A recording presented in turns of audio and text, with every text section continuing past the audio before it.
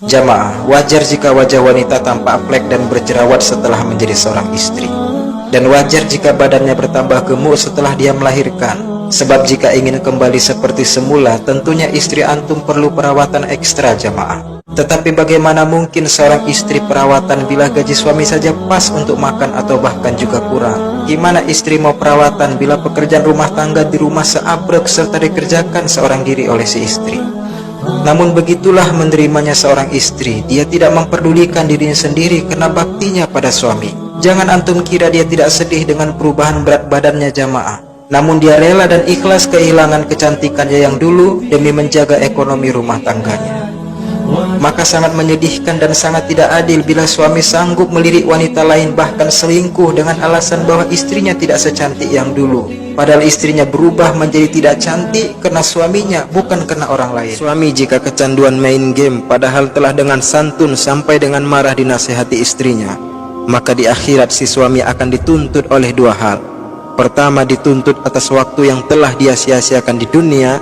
Kedua, di akhirat akan dituntut istrinya apabila ada yang terbengkalai hak istri akibat kecanduan suami main game. Tidak sedikit akibat candu main game akhirnya sholatnya tidak tepat waktu, bahkan nauzubillah jadi PSDS, persatuan sholat 2 kali setahun, sholat Idul Fitri, sholat Idul Adha. Sisanya waktu yang seharusnya untuk ibadah dilalaikan dengan kesia-siaan candu main game. Ini pasti akan dia pertanggungjawabkan di akhirat, jamaah. Sungguh berat. Lalu kemudian uang yang harusnya bisa maksimal buat istri nambah-nambah beli keperluan pribadinya, malah istri diminta hemat. Kenapa? Uangnya diam-diam dipakai suami buat beli keperluan untuk main game online-nya. Nabi Muhammad tuh kalau ngelihat anak kecil dicium kepalanya. Rahim. Nabi ini sama anak-anak kecil luar biasa rahmatnya.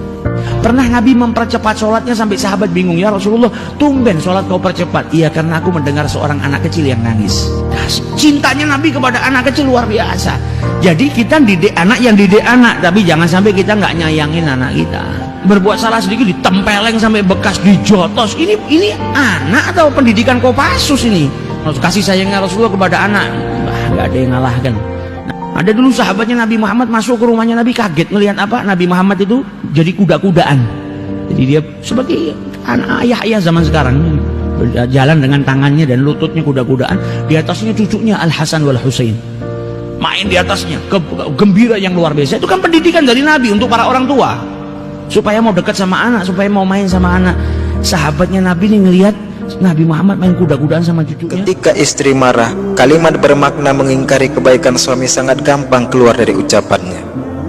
Kau selama ini tidak pernah baik padaku, sungguh cintamu palsu. Semua kebaikan yang selama ini diperjuangkan suami demi istrinya, peras keringat banting tulang, hilang seketika tanpa bekas karena kesalahan yang dibuat oleh suami. Ada suami yang memang bisa sabar menghadapi istri seperti ini. Dia hanya bisa elus dada dan banyak istighfar ketika mendengar ucapan kufur istrinya. Tapi apa semua suami bisa seperti itu? Belum tentu. Tidak semua suami bisa sabar ketika mendengar istrinya meniadakan kebaikan yang telah suami perjuangkan.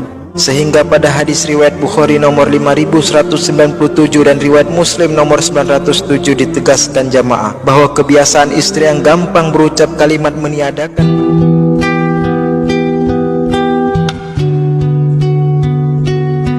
rezeki yang tidak disadari. Dulu saya mengira bahwa sholat duha, sholat tahajud, membaca Al-Quran, dan membaca zikir itu dapat menjadi penyebab terbukanya pintu rezeki atau harta kita. Hingga saya memahami bahwa justru ibadah-ibadah itulah sendiri adalah sebuah rezeki yang besar dan berharga bagi kehidupan kita.